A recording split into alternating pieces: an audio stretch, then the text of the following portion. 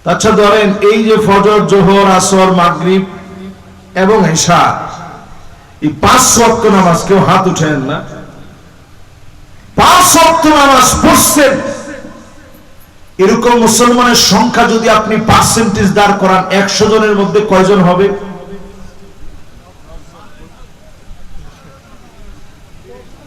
আমার বাড়ি বলছে যে হুজুর 20 জন হবে। উনি যেহেতু আপনাদের জনপ্রতিনিধি, তো উনি আপনাদেরকে খারাপ বলতে চাবে না, এজন্য উনি বলছে যে অন্তত 20 জন নামাজ পড়ছে। 20 জন নামাজ পড়ছে ফজরের সময়, এটা কি সম্ভব? অনেক মসজিদে সম্ভব না। তাইলে চিন্তা করেন, মাহফিল শুনলেন, জীবন আবার 54 বছরে কত নেতা আসলো। একবার যদি পার্লামেন্টে কোরআন চলে যায়, আপনি অটোমেটিক্যালি মসজিদে যাবেন, এই বুঝ যিনি দিয়া দিবেন তিনি কি?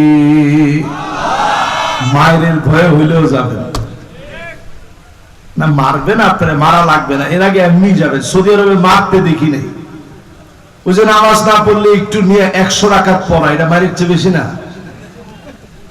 3 দিন রাখায় আপনার যদি 300 রাকাত পড়ায় ছাড়ে, তো অটোমেটিক্যালি তো আপনি নামাজি হয়ে যাবেন। চিন্তা করবেন আগে নামাজটা পড়ি। 3 নম্বরে প্রিয় আমার, যত জন আজকের মাহফিলে বসলেন, মান বাররাত কদমাহু ফি সাবিলিল্লাহ,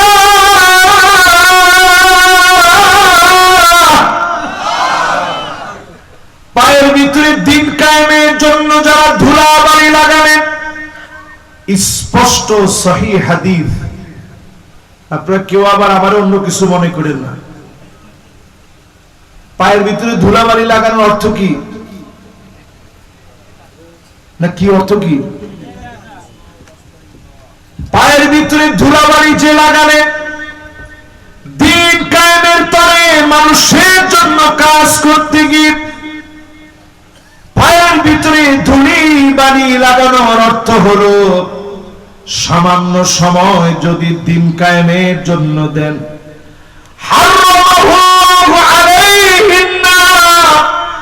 এমন মানুষের জন্য যিনি জাহান্নামের আগুন হারাম বানায় দিবেন তিনি কে? খুশি না বেজার? এবার একটু চিন্তা করেন, যারাই দিন কায়েমের জন্য একটু সময় দিয়েছেন,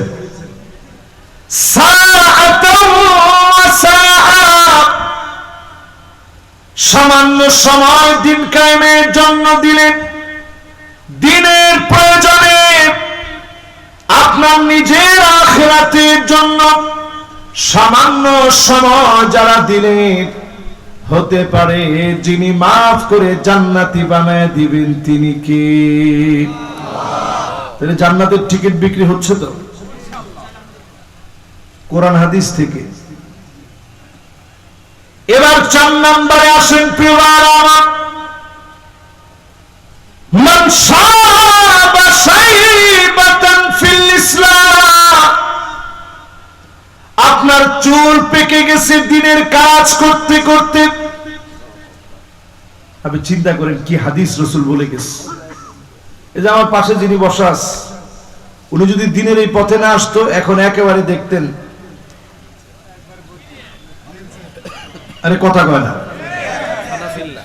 উনি হয়তো ক্লিন শেভ থাকতেন, ফেসের অনেক যত্ন নিতেন, স্কিনের ব্যাপারে অনেক সজাগ থাকতেন। আপনি দেখলে মনে করতেন আসলে জোয়ান লোক তো,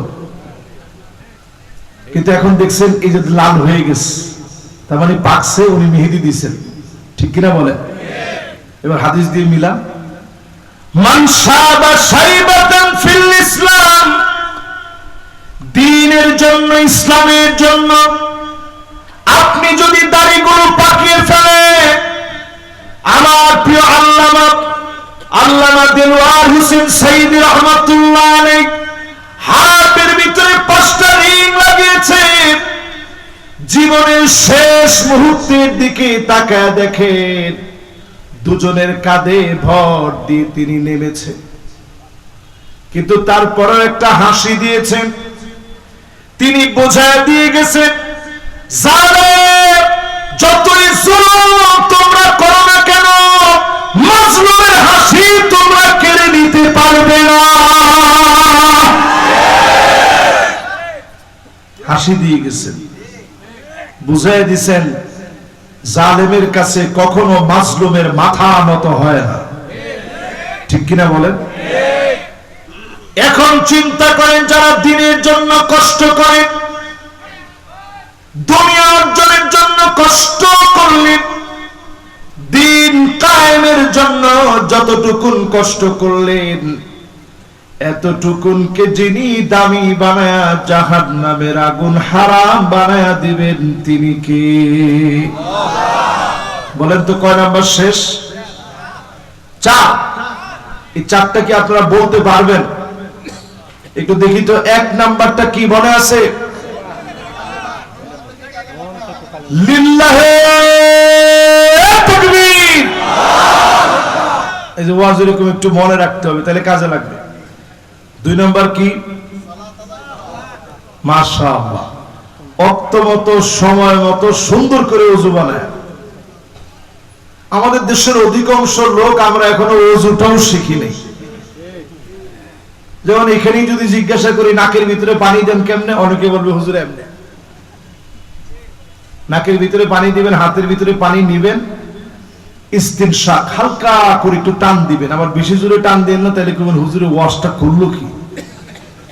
হালকা করে টান দিবেন, এই নরম হাড় পর্যন্ত নিবেন। এরপরে ইস্তিনসার, আরেকটা হাতে নাকটাকে ঝাড়বেন। এটা হচ্ছে পানি দেওয়ার নিয়ম। হাত এটা দৌত করবেন 3 বার, এটা দৌত করবেন 3 বার। আমরা কলের নিচে পানি অটোমেটিক পেয়ে যেভাবে ধুইতে থাকি, পা 3 বার ধৌত করা লাগে, এটা অনেকে জানি না। এই সুন্দর করে ওযু বানায় নামাজ পড়বেন। 3 নাম্বারটা কি? মাশাআল্লাহ, দিন কায়েমের পথে পায়ের ভিতরে ধুলা লাগানো। যেখানে প্রয়োজন ধুলা লাগাবেন, যেখানে প্রয়োজন আপনি রক্ত দিবেন, দিনের জন্য জীবন বাজি রেখে আল্লাহর জমিনে দিন কায়েমের চেষ্টা করা লাগবে। ঠিক কিনা বলে? 4 নাম্বারটা জানি কি? দিনের জন্য চুল পেকে গেছে, দাড়ি পেকে গেছে, এটা তারা বুঝাইছে দিনের জন্য কষ্ট করবে। এরপরে আবার 5 নম্বরে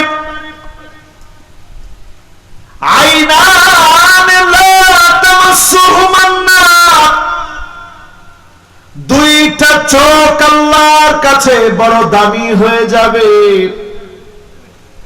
আইনান বাকাত মিন খাশিয়াতিল্লাহ, আইনুন বাকাত মিন খাশিয়াতিল্লাহ।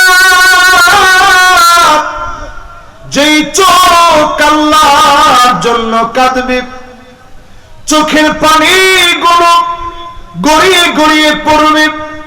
আমার নবী তাহাজ্জুদের সময় যখন উঠতেন, আম্মা জানা আয়েশা বলেন, আজিজুল কাজিজিল মিরজা, ফুটন্ত পানিগুলা টকবক করে ফুটলে যেভাবে গড়গড় করে আওয়াজ হয়, নবীজির ভিতর থেকে এভাবে গড়গড় গড়গড় করে আওয়াজ বের হতো। আমি আয়েশা নবীজির জবানের সামনে আমার কানটা নিয়ে যেতাম, নবী কি বলে বলে এত কান্দে। আমি যখন নবীজির জবানের সামনে কান নিয়ে যেতাম, আমি শুনতাম অন্য কোন কিছু বলে নবী কান্দে না। নবী আল্লাহর কাছে কান্দে আর বারবার বলে, আল্লাহুম্মা উম্মতি, আল্লাহুম্মা উম্মতি।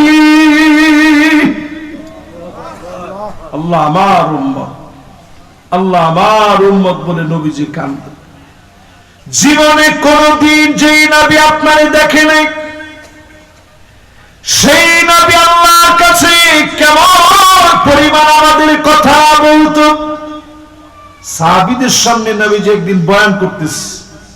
আমি যেমন এখন আপনাদের সামনে কথা বলতেছি, নবীজি কত দামি মজলিসে সাহাবাই কেরামের সামনে বয়ান করতেছেন।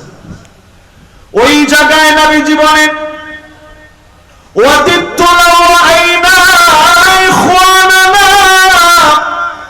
আমার মন বড় চায় এক নজর যদি আমার ভাইগুলাকে দেখতে পেতাম।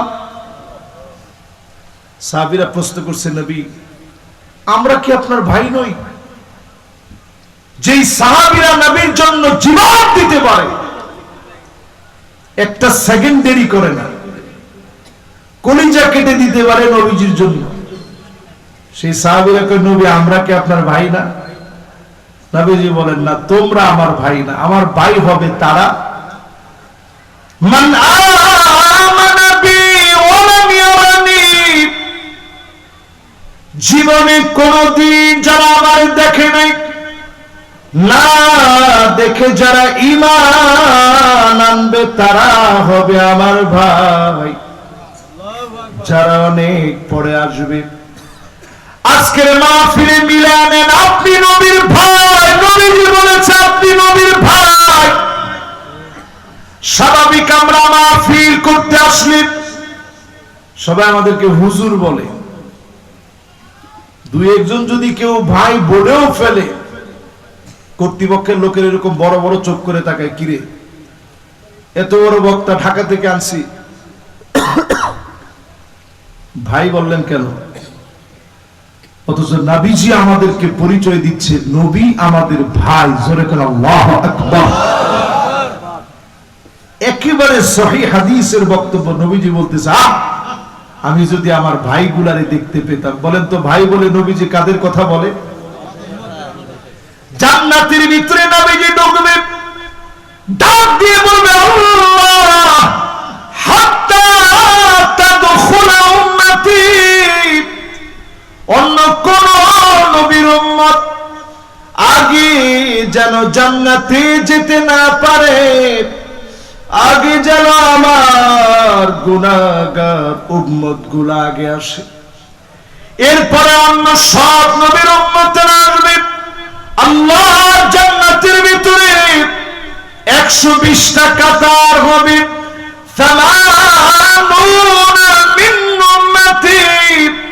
আমার নবীর উম্মতি আল্লাহর জান্নাতের 80 কাতার যিনি পূর্ণ করে দিবেন তিনি কে? খুশি না বেজার? সব নবীর চাইতে আমার নবীর উম্মত জান্নাতে বেশি হবে। নবীজি গর্ব করে বলবে, ইন্নী মুকাফিরু বিকুমুল উম্ম, আজকে সবচেয়ে বেশি আমার উম্মত। জোরে করে আল্লাহু আকবার। তাহলে কয় নম্বরে আছেন? খেলাছে 5 নম্বরে বলতেছিলাম চোখ দিয়ে পানি ঝরবে, কার জন্য? আরেকটা চোখ আল্লাহর কাছে দামি হবে। 5 নম্বরের দ্বিতীয় অংশ, আইনুন বাতাত তাহরুসু ফি সাবিলিল্লাহ, যেই চোখ আল্লাহর জমিন পাহারা দিবে, যেই চোখ জমিনের মানুষের নিরাপত্তা দিবে, যারা তাহাজ্জুদের সময় উঠে মানুষের জন্য যারা নিরাপত্তার চাদর বেষ্টিত করে দেওয়ার জন্য মালিকের কাছে বলে, এমন গোলামেরা মালিকের কাছে দামি। আমার পুলিশ, আমার র্যাব, আমার সেনাবাহিনী, বর্ডার গার্ড, আনসার সহ এই মানুষগুলো যদি জনতার পক্ষে কাজ করে, তাদের চোখগুলো আল্লাহর কাছে দামি হয়ে যাবে। ঠিক কিনা বলেন? আর যদি জনগণের বিপক্ষে যায়, 5 তারিখের জন্য সবচেয়ে বড় নমুনা। কি অবস্থা হয়েছিল খেলাছে আপনাদের? প্রত্যেকটা থানাকে মানুষ মনে করেছিল এক একটা ফুটবল খেলার মাঠ, যে যেখান থেকে পেয়েছে ওইখান থেকে লাথি মেরে নিজের সাধন করেছে। ঠিক কিনা বলে? তার মানে বোঝা যায় এই চোখগুলোরে কাজে লাগানো দরকার। দুনিয়াতে বেশি দিন সময় মুসলমানদের বাকি নেই, আমার হাতেও সময় তেমন বাকি নেই। এই তো আমার আর কিছুক্ষণ সময়, 10-15 মিনিট আছেন আপনারা, চলে যাবেন।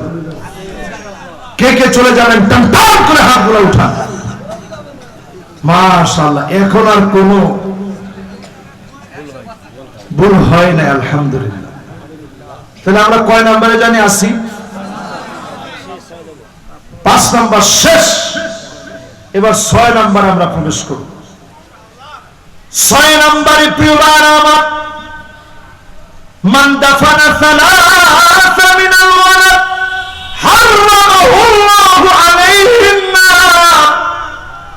যে আল্লাহর বান্দা তিনজন সন্তান শহীদ হয়ে গেছে, দুনিয়া থেকে চলে গেছে, বাপ বুকের ভিতরে পাথর নিয়ে সহ্য করেছে, ধৈর্য ধারণ করেছে, এমন বাপ আর মায়ের জন্য যিনি জাহান্নামের আগুন হারাম বানায় দিবেন তিনি কে?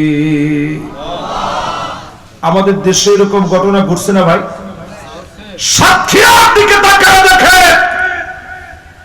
এক পরিবারের 3 জন শহীদ হয়েছে, এরকম বহু পরিবার আছে। শুধু সাতক্ষীরা বলবো কেন, বাংলাদেশের বহু জায়গায়, রাজশাহীতে এরকম আছে না? একাধিক আছে। তার মানে বোঝা যায় একটা সন্তানও যার চলে গেছে, আল্লাহর কাছে যদি ধৈর্য ধরে, হতে পারে এটার কারণে যিনি নাজাত দিয়ে দিবেন তিনি কে? এরপরে প্রিয় ভাইরা আমার, ফিলিস্তিনের দিকে একটু আবার নজর দেন। এমনও বাপ দেখছি 3 জন সন্তান মারা গেছে, চকলেট বিতরণ করতেছে। এই হাদিসটার আমল করতে গিয়ে চকলেট বিতরণ করতেছে, আল্লাহ আমার 3টা সন্তান আপনার পথে শহীদ হয়ে গেছে। আয় আল্লাহ, আমার কোনো অভিযোগ নাই, আমার কোনো কথা নাই, বাপ সন্তানদের জন্য কাফনের কাপড় পরায়া, চকলেট বিতরণ করায়া, নিজে নিজে নামাজ পড়ায়া সন্তানদেরকে কবরস্থ করেছে। এই যে সবর টুকুন করেছে, এই সবর শুরু দিক বিজয়ীর জন্য। স্বৈরাচারী জালেম ইসলাম বিদ্বেষী ইহুদিদের বিরুদ্ধে লড়াই, এমন অবস্থা আসবে প্রত্যেকটা বাড়ি করা পর্যন্ত বলবে, ওই ইহুদি, আমার পিছনে ইহুদি লুকায় আছে, তার গর্দানটা উড়া দাও, এক কূপে গর্দান উড়া দেওয়া হবে, ঠিক কিনা বলে? ইনশাআল্লাহ সময় আসতেছে। রাসূল হাদিসের ভিতরে একটা গাছের কথা বলে গেছেন, গারকাত। গুগলে আজকে গিয়ে সার্চ করে দেখবেন, সবচেয়ে বেশি গারকাত গাছ লাগানো হয়েছে ইসরায়েলে।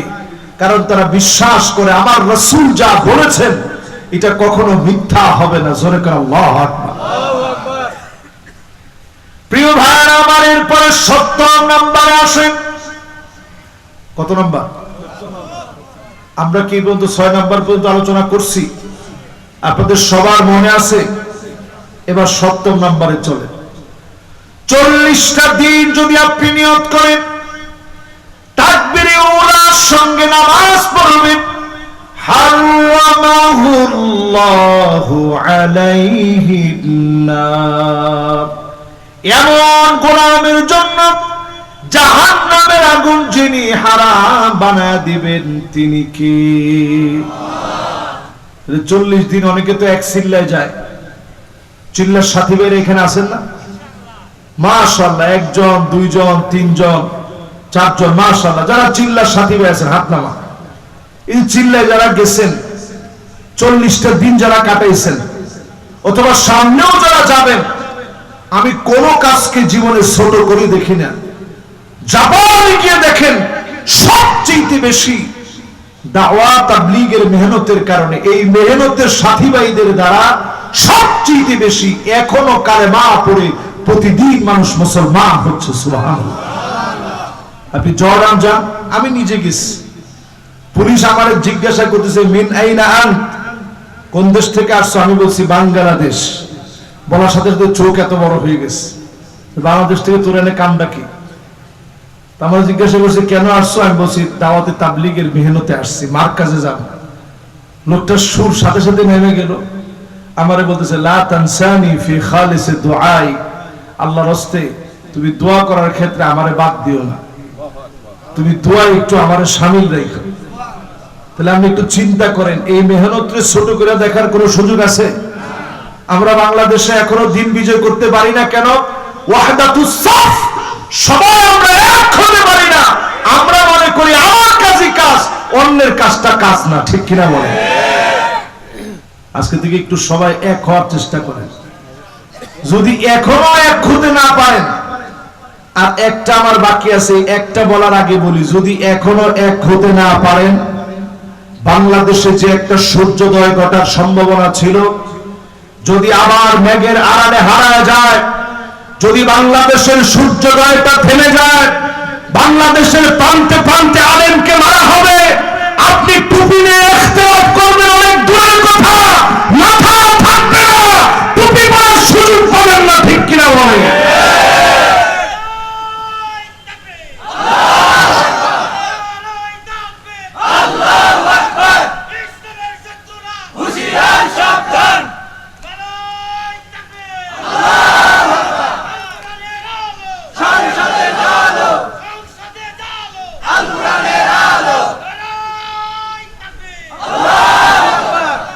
মাশাআল্লাহ, ডাইরেক্ট সংসদ পর্যন্ত গেছেন তো, আলহামদুলিল্লাহ।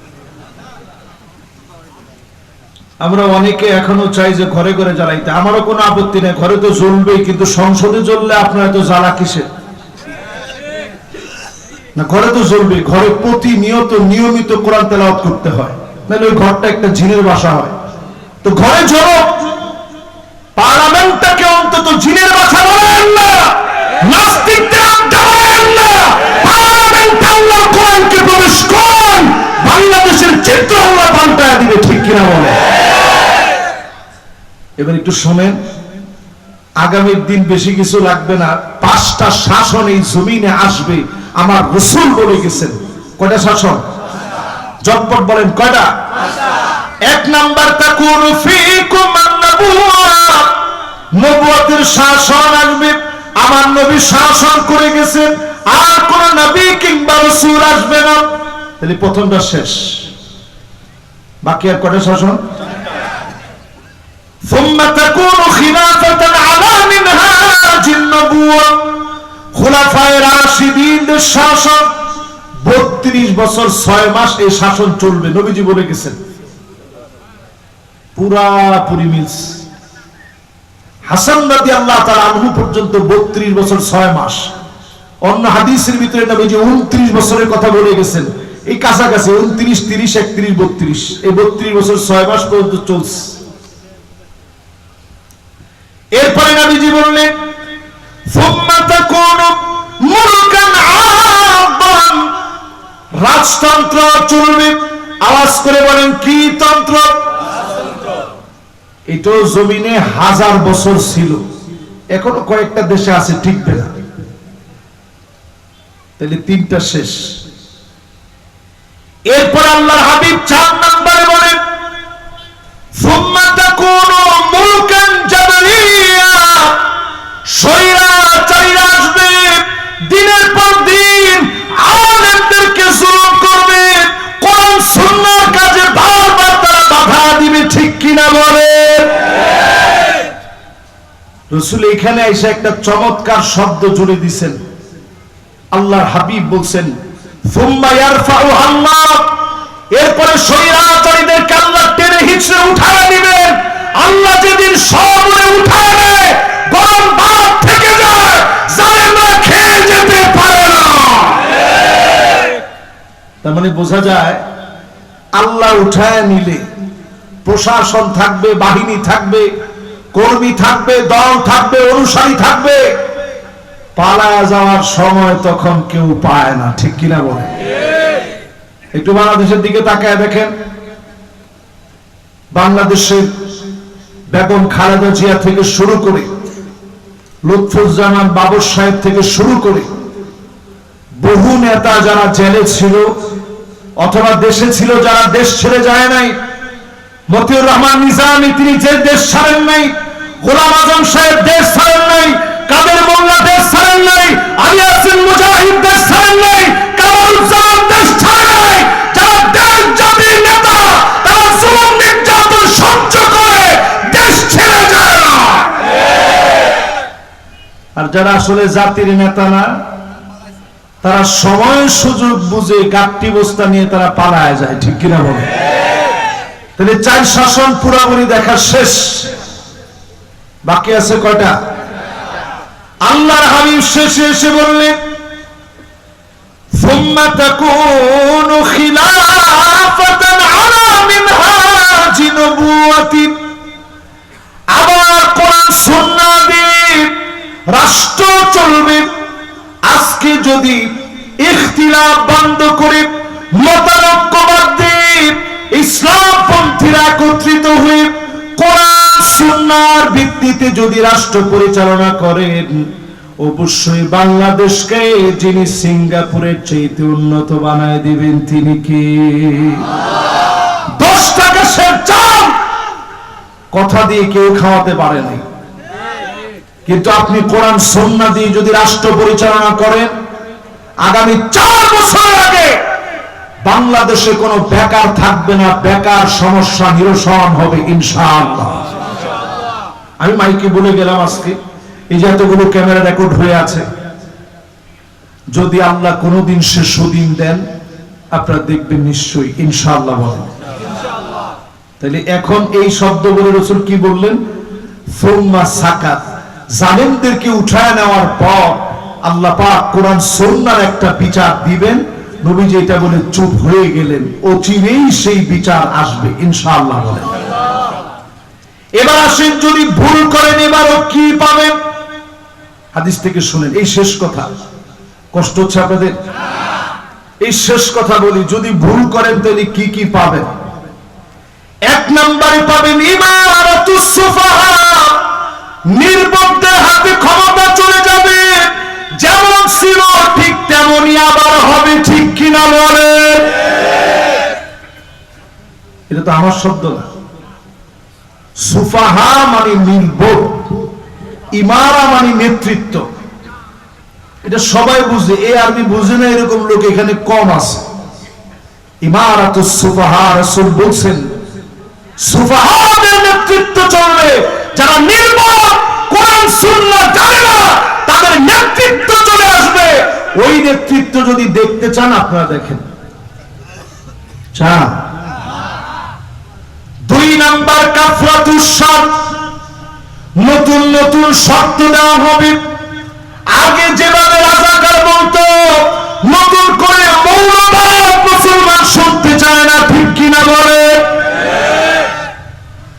3 নাম্বার কি পাবেন রাসূল বলছে শুনেন, বিয়াউল হুকম মানে টাকার বিনিময়ে আইন আদালত বিক্রি হবে। জায়গায় জায়গায় নতুন নতুন নামে বেনামে মামলা হবে। কি ঠিক? আরে কেউ কিছু কয় না, ঠিক নেই? বিয়াউল হুকম, টাকার বিনিময়ে হুকুম বিক্রি হবে। এই দৃশ্য কি বাংলাদেশের লোক দেখার জন্য এতগুলো মানুষ মারা গেল?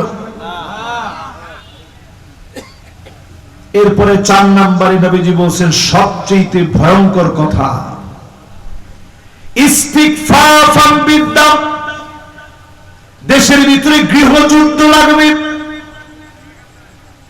না না না, এখনো লাগা যায় না মিয়া, কি কর না কর। তবে গৃহযুদ্ধের দিকে দেশকে যদি আগাতে না চান, অনতি বিলম্বে ইসলাম পন্থী সব শক্তি একত্রিত হওয়া লাগবে, ঠিক কিনা বলে? যে নবীজির হাদিস, এটাতে রাগ করার কিছু নেই।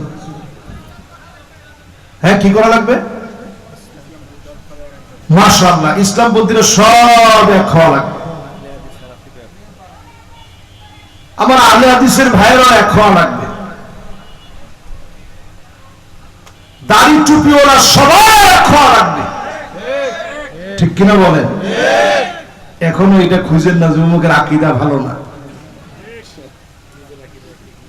উমুকের আকীদা ঠিক নাই, এগুলা নিয়ে ভাবার সময় নাই ভাই।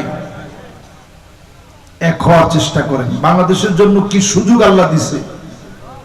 আমি বলতে পারি যেই পয়েন্টে এখন আমরা দাঁড়ায় আছি, ঠিক হুদায়বিয়ার যে সন্ধি হয়েছিল এইটা যেমন পরিষ্কার মক্কা বিজয়ের একটা আলামত ছিল, আজকের দিনগুলো বিজয়ের একটা আলামত। এরপর যদি না বুঝেন বড় ধরনের আযাব আসতেছে।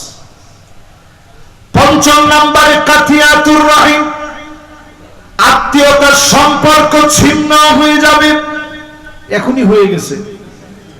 ভাই ভাইরা এখন মারতেছে, তুই ওই দলের ছিলি, বহু জ্বালাইছস, ঠিক কিনা? ষষ্ঠ নম্বরে নবীজি বললেন আকাল্লুহুম ফিকহান, নির্বোধ ব্যক্তিদেরকে ক্ষমতা দেওয়া হবে, যাদেরকে আপনারা জ্ঞানী মনে করে ক্ষমতা দিবেন। আমি এই জায়গাটা বলতে চাই নাই, কিন্তু রাসূল হাদিসের মধ্যে যেহেতু বলছে আপনি একটু মিলায়া দেখেন, যাদেরকে এত বোঝা আমরা ক্ষমতায় বসালাম, এই অন্তর্বর্তীকালীন সরকারের সময়ে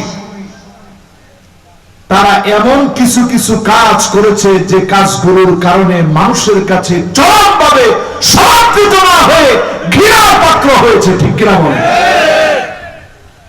আমার এয়ারপোর্টে কার্গো বিভাগে যে ক্ষতিটা হয়ে গেল, এর ক্ষতিপূরণ কে দিবে? কত ব্যবসায়ী নিঃস্ব হয়ে গেছে। এই যে হাজার হাজার কোটি টাকার খরচ হলো, হাজার হাজার কোটি টাকা লস হয়ে গেল, ব্যবসায়ীদের কে দিবে? ছোটখাটো কত ব্যবসায়ী পথের ভিখারি হয়ে গেছে, দেখার মতো কেউ নাই। এই জন্য প্রিয় ভাইরা আমার, সিদ্ধান্ত নেওয়া লাগবে বুঝে শুনে। অষ্টম নম্বরে জাহান্নাম হারাম হবে কার জন্য? আল্লাহর হাবিব বলেন আইওয়াফিকাহু বিআমালিন সালিহিন ক্বাবলা মাউতিহি, আপনার মওতের আগে ভালো কাজ করে যদি মারা যেতে পারেন, হারামাহুল্লাহু আলাইহিন নার, ভালো কাজ করতে করতে বললেন, কালেমা পড়তে পড়তে বললেন, নামাজ অবস্থায় বললেন, দিনের দাওয়াত দিতে বের হলেন, এমন অবস্থায় যদি মারা যান, ডেকে ডেকে যিনি মাফ করে দিবেন তিনি কে? এরপরে শুধু একটা পুরস্কারের কথা বলে আপনাদের ছুটি, আমারও ছুটি, ঢাকার দিকে যাব, ছোট্ট একটা পুরস্কার নিয়ে যান। পুরস্কার হলো সেদিন আল্লাহ নিজে একটা সালাম দিবে, সালামুন কওলান মির রাব্বির রহিম।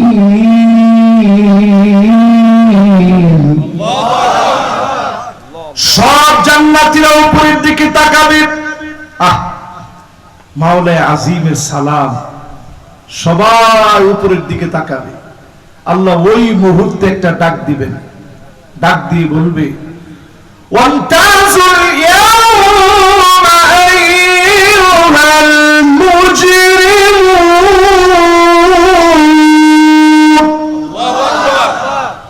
সব মুজরিমরা আজকে পৃথক হয়ে যাও, অপরাধীরা সব দূর হয়ে যাও, তোমাদের সঙ্গে আমার আর কোনো খায় খাতির নাই, সব খাতির হবে আমার জান্নাতীদের সাথে। জোরে করে আল্লাহু আকবার।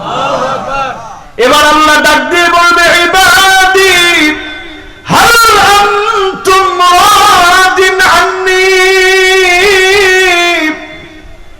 আমার উপরে কি তোমরা খুশি?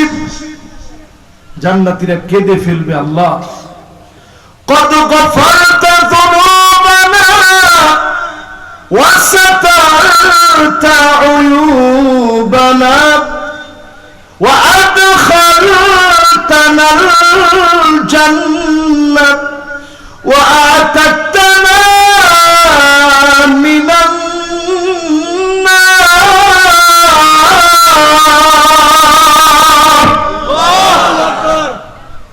আল্লাহ সব গুনাহ গোপন করে দিয়েছেন। আমার যে গুনাহগুলো আছে আল্লাহ যদি আজকে একটা ডিসপ্লেতে তুলে ধরতেন, আমি এখানে ওয়াজ করতে পারতাম না। আমি লজ্জায় মাথা নত করে চলে যাওয়া লাগতো। আল্লাহ গুনাহগুলো গোপন করে রাখছেন। সেদিন জান্নাতীরা বলবে, আল্লাহ গুনাহগুলো গোপন করে রাখলেন, গুনাহগুলো মাফ করে দিলেন, জাহান্নামের আগুন হারাম বানায়া দিলেন, জান্নাতের মালিক বানায়া দিলেন। আল্লাহ আমরা খুশি। আল্লাহ বলবে, ইবাদি সালুনি ইউতিকুম, আমার কাছে একটু চাও, আমি আল্লাহ তোমাকে একটু দিতে চাই। সব জান্নাতীরা বেহুশের মতো হয়ে যাবে। আল্লাহ কি চাবো আপনার কাছে, সব তো দিছেন। আদম আলাইহিস সালাম বলবেন, চলো আমরা বলি আল্লাহ কোনদিন রাত করে জান্নাত থেকে বের করে দিয়েন না। সব লোকেরা বলবে, আল্লাহ রাগ করে বের করে দিয়েন না। আল্লাহ বলবে, উহিল্লু আলাইকুম রিদওয়ানি ফালা আসখাতু আলাইকুম বাদাহু আবাদা। যাও যাও, আমি আল্লাহ খুশি হয়ে গেলাম, কোন দিনের জন্য আমার জান্নাত থেকে তোমাদেরকে বের করে দিব না। এবার আল্লাহ আবার ডাক দিবে, ইবাদি হাল আনতুম রাদিন আন্নি, আমার উপরে কি তোরা খুশি? বলবে, আল্লাহ খুশি না হই কেমনে, সব দিছেন। এবার আল্লাহ বলবে, সালুনি উতিকুম, চাও, আমি আল্লাহ তোমাদেরকে কিছু দিতে চাই। জোরে করে আল্লাহু আকবার। আল্লাহ কি নিব, সব তো দিছেন। নবী মুসা আলাইহিস সালাম সেদিন বলবে, জান্নাতীরা চলো আজকে আমরা সবাই মিলে আল্লাহরে বলি, তুর পাহাড়ে কত বলছি, এক নজর আল্লাহ আপনাদের দেখতে চাই, এক নজর দেখতে পারি নাই, আজকে সবাই মিলে বলবো আল্লাহ এক নজর হলেও আপনাদের দেখতে চাই। জোরে করে আল্লাহু আকবার। আমরা আল্লাহ দেখতে চাই না ভাই? জোরে একটা ডাক দিয়ে বলেন তো আল্লাহু আকবার। সেদিন সব লোকেরা বলবে, আল্লাহ এক নজর আপনারে দেখতে চাই। দুনিয়ায় কত কষ্ট করলাম, যন্ত্রণা সহ্য করলাম, আল্লাহ কত দুঃখ যন্ত্রণা কষ্ট সব মেনে নিলাম, এক নজর আপনার দেখি নাই। মালিক আজকে এক নজর দেখতে চাই। যখন ফরিয়াদ করবে আল্লাহ পাক পর্দাগুলো সরিয়ে দিবে, আর সেই মুহূর্তে ফায়ানজুরু ইলা ওয়াজহিহিম, এক নজরে আল্লাহ পাক সেদিন গোলামদের দিকে তাকায় থাকবে। ওয়ায়ানজুরুনা ইলা ওয়াজহিহি, আর গোলামেরা সেদিন এক নজরে মালিকের দিকে তাকায় থাকবে। যুগের পর যুগ চলে যাবে। ও আমার প্রিয় বাগমারার ভাইয়েরা, দুইটা চোখকে হেফাজত করে চলেন। খারাপ কোনো ভিডিও দেখবেন না যুবকেরা। বারবার মনে করবে, এই দুইটা চোখ দিয়ে আমি আমার আল্লাহকে দেখব, এই দুইটা চোখ আল্লাহর কাছে বড় দামি বানাবো, এই দুইটা চোখ দিয়ে আমি আমার মালিক আল্লাহকে দেখব, মালিকের দিকে তাকায় থাকবো। আল্লাহ যদি নিয়ম করে দিতেন এই পরিমাণ খারাপ ভিডিও দেখলে তোর চোখটা অন্ধ হয়ে যাবে। আমার মনে হয় শেষ জমানার এই সময়ে হাজার হাজার না, লক্ষ লক্ষ না, কোটি কোটি, বিলিয়ন বিলিয়ন মানুষের এই জমিনের ভিতরে বন্ধ হয়ে যেত, একমাত্র যিনি দয়া করে দেখতে দিয়েছেন তিনি কে? সেদিন এক নজরে গোলামরা আল্লাহর দিকে তাকায় থাকবে। যুগের পর যুগ, কালের পর কাল যখন চলে যাবে, আল্লাহ একটা ডাক দিবে, ওয়ালাদাইনা মাজিদ।